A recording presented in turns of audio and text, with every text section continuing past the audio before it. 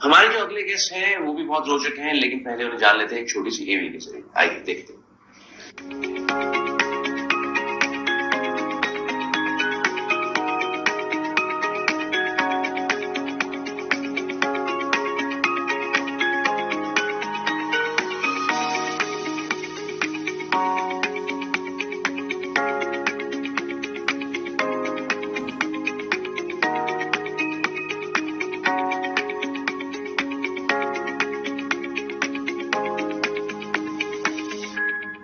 दोस्तों, ये आपने जो एवी देखी, डेफिनेटली आप सोच रहे होंगे कि मैं जरूर किसी प्रॉपर्टी से ताल्लुक रखने वाले किसी को बुलाया होगा।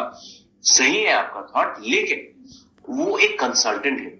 वो आपको आपकी वेल्थ कैसे इंक्रीज करनी है प्रॉपर्टी के जरिए, कैसे सही इन्वेस्टमेंट्स करनी चाहिए प्रॉपर्टी के जरिए, इसके बारे में कुछ बहुत अच्छी टिप्स देने वाले हैं। बहुत इंटरेस्टिंग रहेगी उनसे ये मुलाकात। आइए जल्दी से मिल लेते हैं। संजीव जी, आपका बहुत बहुत स्वागत है हमारे शो के अंदर। Thank you sir.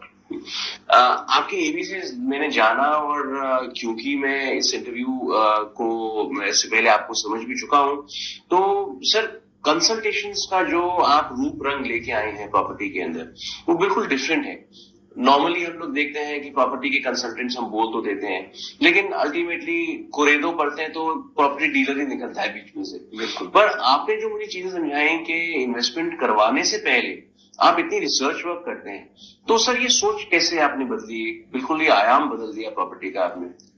सर ये बात शुरू हुई अराउंड 18 ईयर्स बैक, जब मैं अपनी इंजीनियरिंग करके मैं निकला था, और उसके बाद मैंने अपना सर्विसेज वगैरह किया। Then I want to start my business. तो उसके लिए मेरे को एक एसेट परचेज करना था। तो एसेट जब मैं परचेज कर रहा था, तो मेरे को जो प्रोसेस से गुजरना पड़ा मेरे को, तो वो बहुत एक मतलब हार्श प्रोसेस था। वो वाला लंबा प्रोसेस, बहुत लंबा प्रोसेस था। उसके अंदर मेरे को काफी दिक्कतें को महसूस हुई। तो मेरे को दिखाई दिया कि इस इंडस्ट्री के अंदर बहुत गैप है, एंड जो गैप है वो एक रियल एस्टेट कंसल्टेंट की तरह ही उसको फिल किया जा सकता है। तो फिर मैंने वहां से इसको शुरू किया, और उसके बाद मैंने इसके अंदर अपनी कुछ सर्टिफिकेशन लिए। पहले मैंने national real estate development council से एक सर्टिफिकेशन लिया। उससे ही मुझे बहुत सेटिस्फेक्शन नहीं मिला। Then I did my MBA in real estate. That was the first MBA in real estate in India. अच्छा। तो वो जब मैंने किया, तो उसके बाद आई थॉट दैट कि मेरे को जो देना है यहाँ पर वो इंडस्ट्री को, वो एक एज ए कंसल्टेंट ही देना है। तो उसके बाद मैंने फिर इसके अंदर रिसर्च भी शुरू किया, स्टडी शुरू किया, और प्रैक्टिकल एक्सपीरियंस मेरे को होता चला गया। I started working with many of the MNCs. बाहर की जितनी कंपनीज बाहर रही है इंडिया के अंदर, उनके लिए मैंने उनके वर्क किया। स्टार्टेड विद द वॉलमार्ट, अगर मैं बात करूं तो वहां से उनको भी मैंने सर्विसेज दी अपनी बेस्ट प्राइस शॉप वगैरह के लिए, इजी डे के स्टोर्स वगैरह के लिए। और उसके बाद वहां से भी मेरे को एक लर्निंग मिलती चली गई थोड़ी थोड़ी। तो आज अगर मैं बात करता हूँ, तो मैंने अपनी एक स्ट्रेटेजी अडॉप्ट की है। मैं को आपको सबको शेयर कर रहा हूँ, वो शायद आपको बहुत बेनिफिट कर आपको उसका मिलेगा आपको। तो उसका नाम मैंने दिया 4W स्ट्रेटेजी। 4W स्ट्रेटेजी के बारे में डेफिनेटली सर मैं आपसे अभी जानूंगा, इसी इंटरव्यू के दौरान हम लोग समझेंगे। उससे पहले एक छोटी सी चीज समझना चाहता हूं मैं आपसे, वो ये कि प्रोग्राम हमारा है बिजनेस इनसाइड आउट, जिसमें हम लोग बिजनेस की बारीकियों को समझने की कोशिश करते हैं। सो अभी भी जैसे आपने बताया कि you are MBA in real estate, तो ये अपने आप में नई टर्मिनोलॉजी है। तो इसके अंदर आपने क्या सीखा जो आप इम्प्लीमेंट यहाँ कर रहे हैं आज की डेट में? सर सबसे पहले वहां पर आपको ये पता होना चाहिए, जैसे आज हम एक सिंपल अगर लैंग्वेज में बात करते हो, तो एक प्रोजेक्ट की मार्केटिंग की बात करते हैं लोग। तो प्रोजेक्ट की मार्केटिंग जो होती है, वो स्टार्ट करते हैं प्रोजेक्ट को डेवलप होने के बाद, या डेवलप होने के टाइम से शुरू कर देते हैं। लेकिन मार्केटिंग अगर मैं बात करूं, तो marketing starts before initiating the project. यानी कि मार्केटिंग स्टार्ट हो जाती है आपकी जब लैंड आप परचेज करने वाले, वहीं से शुरू हो जाती है। अगर आज आप मार्केट में देखते हैं कि बहुत सारे प्रोजेक्ट बंद हो जाते हैं, लेकिन उनके लिए एक क्लाइंट नहीं मिल पाता प्रॉपरली उनको। तो इसका मतलब कि उन्होंने जो मार्केटिंग की जो स्ट्रेटजीज थी, जो उन्होंने मार्केटिंग में काम करना था, प्रॉपर किया नहीं था। अगर मार्केटिंग में काम किया हो, तो पहला ही रूल ये कहता है कि आपके पास जो डेवलप करने जा रहे हैं, उसका क्लाइंटेज आपको पता होना चाहिए किसके लिए बनाने जा रहे हैं। अगर आप उसी के लिए बना रहे हैं, तो क्लाइंट आपके पास होना ही चाहिए। तो इसीलिए वो लोग फेल हो जाते हैं वहां पर। तो हम लोगों ने जो एमबीए के अंदर देखा, पहले तो मार्केटिंग की स्ट्रेटजीज के बारे में हमने जाना, उसके बारे में लीगलिटीज के बारे में जाना कि लीगलिटीज क्या होती है, बिल्डिंग बायलॉज के बारे में हमें समझा क्या चीज होती है। ये सारे के सारे जो इश्यूज जो रिलेटेड टू रियल एस्टेट है। Real estate is not only to buy and sell the properties. केवल खरीदना है बेचना है रियल एस्टेट नहीं है, that is a one part of the property dealing. But it all requires building bylaws क्या है आपके, आपने आज गवर्नमेंट अगर बात करती है तो रेरा सर्टिफिकेशन की बात करती है एसेट कंसल्टेंट्स के लिए, तो रेरा भी उसके अंदर वो इम्प्लीमेंटेशन चाहती है कि आपको नॉलेज पूरी होनी चाहिए उसके बारे में। तो आज अगर जो रियल एस्टेट कंसल्टेंट या जो काम करना चाहते हैं प्रॉपर्टीज के अंदर, तो मेरे को लगता है सबसे पहले उनको लीगल इश्यूज के बारे में सबसे ज्यादा क्लियरिटी होनी चाहिए। आई एम श्योर बिल्कुल होनी चाहिए, पर यहीं से मेरे ख्याल से शायद आपकी वो 4Ws की उपज भी हुई। जी, तो बताइए सर क्या सर 4Ws जो स्ट्रेटजी है वो मैंने इसको अपने एक्सपीरियंसेस को अडॉप्ट किया है इसको। और मैं हर एक को बोलता हूँ कि जब भी आप रियल एस्टेट के अंदर एंटर करने वाले हैं या कुछ परचेज आपको करना है या कहीं भी बाइंग करनी है, तो आपको पहले घर पे वैसे उसको फिल्ट्रेशन कर लेना चाहिए उन 4W स्ट्रेटजीज के बेसिस पर। ओके, तो उसमें आपको क्या करना है, कॉपी पेन लेना है। पहले सबसे पहले आपको 4W जो फर्स्ट W आता है that is the what you want to buy. आपको क्या खरीदना है, आपको मकान खरीदना है, आपको दुकान खरीदनी है, आपको वेयर हाउस खरीदना है, आपको इंडस्ट्रियल एसेट खरीदना है, तो आपको क्लियर लिखो कि मेरे को ये चीज चाहिए। ठीक है। Then comes why, the reason behind buying that properties. What is the reason? I want to live in a residential property, या मेरे को इन्वेस्टमेंट करनी है, या मेरे को इंडस्ट्री लगानी है। तो बड़ा क्लियर होना चाहिए मेरा फोकस क्या है, मेरी इन्वेस्टमेंट का पर्पज है तो मेरे फैक्टर्स बिल्कुल अलग होंगे। अगर मेरे को यूज करनी है इन ए रेजिडेंशियल तो मेरे फैक्टर्स बिल्कुल अलग होंगे। अगर मेरे को बिजनेस के लिए यूज करना है तो मेरे फैक्टर्स प्रॉपर्टी को देखने के बिल्कुल अलग होंगे। बहुत खूब। तो हम इसको क्लियर कर लेते हैं पहले कि why I want to buy this property, या मेरे को इन्वेस्टमेंट करनी है तो क्यों करनी है उसके अंदर। Then third comes is the where. Where के अंदर मैंने इसको देखा जाए तो मैं इसको 3 लेग्स इसके मैं क्रिएट करता हूँ साथ में। तो first is the geographical location. Sometimes होता है कि हम प्रॉपर्टी देखने निकल जाते हैं और हम रहते हैं मान लीजिए किसी एक्स लोकेशन के अंदर, और वहां से वाई लोकेशन है कोई 20 kilometre 30 kilometre away from that, right. तो वहां पर परचेज करना आपको क्या सुटेबिलिटी आएगी? अगर रेजिडेंशियल की बात करता हूँ मैं, प्रॉपर्टी ले लिया तो आपको क्लियर होना चाहिए ज्योग्राफिकल लोकेशन मेरे को क्या सूट करती है, मेरे बिजनेस का कहां पर मेरी लोकेशन है, या मेरे बच्चों का स्कूल कहां पर है। तो उसके हिसाब से ज्योग्राफिकल लोकेशन आप थोड़ा सा जीरो डाउन कर लीजिए। सेकंड लेग इसके अंदर अगर आती है तो वो आती है आपका budget. Where I stand in terms of my budget, यानी कि मेरे को पैसों के हिसाब से अगर मैं अपने को तोलता हूं तो मेरे को कितना बजट उसके ऊपर लगाना है। अब कभी कभी ऐसा होता है इन केस आपके पास, लेट सपोज एक हाइपोथेटिकल केस लेते हैं कि आप 2 करोड़ रुपीज लेके चल रहे हैं अपने पास, और आप ऐसी लोकेशन मान लीजिए पंजाबी बाग की बात करता हूँ जहाँ की 500 स्क्वायर यार्ड का प्लॉट अगर 4 करोड़ या 5 करोड़ या 6 करोड़ का मिल रहा है, और आपको पैसा 2 करोड़ लेके मैं वहां ढूंढने लगूंगा, तो आप अपना टाइम भी वेस्ट कर रहे हैं और किसी कंसल्टेंट का टाइम भी वेस्ट कर रहे हैं।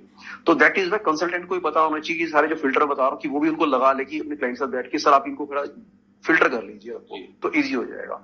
Third leg that comes into that where is the consultant also. अच्छा, अब आप लोकेशन भी आपको समझ में आती है, बजट आप किससे पास लेने जा रहे हैं। हमारे यहाँ इंडस्ट्री के अंदर अगर आप देखेंगे कि मतलब I don't want to use this words की साइकिल चलाने वाला, रिपेयर करने वाला या प्रेस करने वाला, धोबी लोग उसके पास चले जाते हैं खाली कमीशन या बचाने के लिए कि भाई साहब कौन सी प्रॉपर्टी मिल रही है। अब वो स्मूथली निकल जाती है तो सब कुछ ठीक है, भाई साहब मैंने अपना कमीशन बचा लिया उसके अंदर। लेकिन क्या होता है जब वो अटक जाता है कहीं पे लीगलिटी में, तो उसको याद आता है यार इसे अच्छा किसी अच्छे कंसल्टेंट को ढूंढ लेता। आप करोड़ों की प्रॉपर्टी लेते हैं तो कंसल्टेंट ढूंढते नहीं, आप एक पेन लेकर आते हैं 50 रुपये तो 2 बार चला कर देखते हैं उसको। तो बेटर है कि कंसल्टेंट को बहुत अच्छे चूज कीजिए, चूज योर कंसल्टेंट वाइजली। तो that comes into where, and the last but not the least is the when. या तो व्हेन जो है वो टाइमिंग के लिए।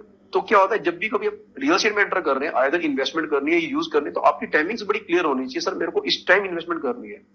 अब उसके अंदर बात आती है, कभी कभी लोग आते हैं बोले भाई साहब मेरे को पहले एक प्रॉपर्टी बेचनी है, देन मैं इसको प्रॉपर्टी खरीदूंगा, और वो सारा वर्किंग कर चुका होता है पहले।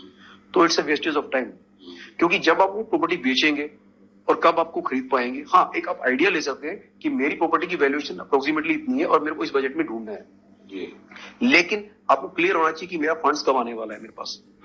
इन्वेस्टर साहब कभी कभी आते हैं भाई साहब कोई डिस्ट्रेस प्रॉपर्टी मेरे को दे दीजिए, I want to invest in distress property, और भाई साहब फंड्स आपका तैयार नहीं होता। तो टाइमिंग्स की जो है आपको चेक कर लेना चाहिए मेरे को कब मेरे को लगाना है। ऐसा ना आप सारी मेहनत कर ले फिर के भाई साहब मेरा ब्रदर आने वाला है इंग्लैंड से उसके बाद मैं लूंगा, तो एट दैट मोमेंट वो प्रॉपर्टी अवेलेबल होगी या नहीं होगी, या जो रेंज में उसको मिल रही थी मिलेगी या नहीं, प्राइसेस में एस्केलेट और the availability of the property में नॉट बी देयर। तो these are the some factors कि किसी भी इन्वेस्टर को या किसी को भी जो न्यू एंट्रेंट है रियल एस्टेट में आ रहा है, तो वो अगर फिल्टर कर लेगा तो उसके लिए इन्वेस्टमेंट या एंट्री बहुत इजी हो जाएगी। तो ये मेरा सबमिशन है सबको, तो आप सबको कर लेना चाहिए ये वाला। तो संजीव जी, एक कंसल्टेंट का क्या ये भी पार्ट होता है कि इन्वेस्टमेंट प्रॉपर्टी के अंदर करें तो कहाँ करें और कब करें? सर ये तो सबसे बड़ा ब्रेड एंड बटर हम लोगों के लिए भी है जी। और आज की तारीख में बात करूं इन्वेस्टमेंट की, तो मेरे को लगता है कि कभी भी किसी फ्यूचरिस्टिक वैल्यू को देख के आपको इन्वेस्ट करना चाहिए। तो जैसे आज मैं एक एग्जांपल के लिए बात कर लेता हूँ, धोलेरा SI या धोलेरा स्मार्ट दोबारा स्मार्ट सिटी बन रही है, दोबारा special investment region, that is in the Ahmedabad. तो अगर हम उसको अगर आज देखते हैं तो वेरी इकोनॉमिकल प्राइसेस पे आज आपको मिल जाती है और उसके फ्यूचरिस्टिक वैल्यू बहुत हाई दिखाई देती है हमारे को। तो अगर आप वो देखते हो, it's a platinum rated green city, it's a greenfield project and it's a smart city. तो अगर आपको इन्वेस्टमेंट करनी है, बहुत कम इकोनॉमिकल रेट से शुरू करना है और आपको लगता है बहुत अच्छा आपको चांसेस है आपको कि एस्केलेशन मिलेगा फैक्टर्स के हिसाब से, नॉट ओनली कि मैं कह रहा हूं या कोई और कह रहा है, मैं आपको फैक्टर समझा सकता हूं। तो that is the role of a consultant to describe the factors. तो आप उसके लिए आप मेरे से कभी कनेक्ट कर सकते हैं, क्योंकि इतना टाइम यहाँ पर नहीं है, मैं फैक्टर्स को बता पाऊंगा। मैं आपको कहने लगा था कि आपने कम समय के अंदर हमारे को बहुत अच्छी एजुकेशन दे दी और मैं ये समझता हूँ कि हमारे दर्शकों ने ये तो जरूर जान लिया होगा कि एक ही फील्ड ऑफ एक्टिविटी के अंदर मल्टीपल फैसेट्स होते हैं, उसकी मल्टीपल चेहरे होते हैं। अगर हम लोग किसी भी एक चेहरे से जुड़ जाना बहुत जरूरी है दोस्तों। जुड़ जाए और उसके ऊपर मेहनत करनी शुरू कर दें तो रिजल्ट्स डेफिनेटली आएंगे ही आएंगे। मैंने अपने एक्सपर्ट्स को यहाँ पे बुलाकर ये सिद्ध किया कि बिजनेस के कई प्रकार हो सकते हैं, लेकिन मेहनत का केवल एक ही प्रकार है, नियमितता। नियम से उठिए, नियम से करिए और नियम पे चलिए, आप डेफिनेटली सक्सेसफुल होंगे ही होंगे। आज जिनसे मैंने आपको मिलवाया, संजीव गुप्ता जी, उनका नंबर्स पे नीचे छोड़े जा रहा हूं। आई एम श्योर आप इनके साथ जरूर टच में आएंगे और अपनी इन्वेस्टमेंट्स को सही जगह पर सही ढंग से लगा पाएंगे। आज के एपिसोड में बस इतना ही, जल्दी मिलते हैं आपसे अगले एपिसोड में, तब तक के लिए